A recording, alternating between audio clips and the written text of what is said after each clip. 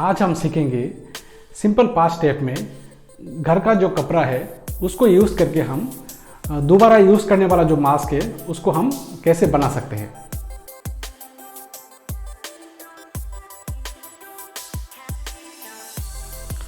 नमस्ते फ्रेंड्स, मेरा नाम है प्रशांत देवर्मा और आप देख रहे हैं प्रशांत स्टार्टअप। चलिए सीखते हैं कैसे मास्क बनाते हैं डिफरेंट लैंग्वेज में।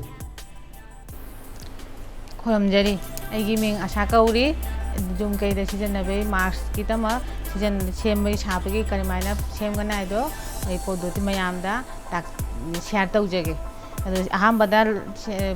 मास्क सेमबगी अहमबदा फी मथौ ताई मतेक मगा अदेरी सुतली मगा मतेक मथौ ताई अदुई फीदुगा 8 बाय 7 इंची पाक सांग लौरगा अहमबदा लौरगा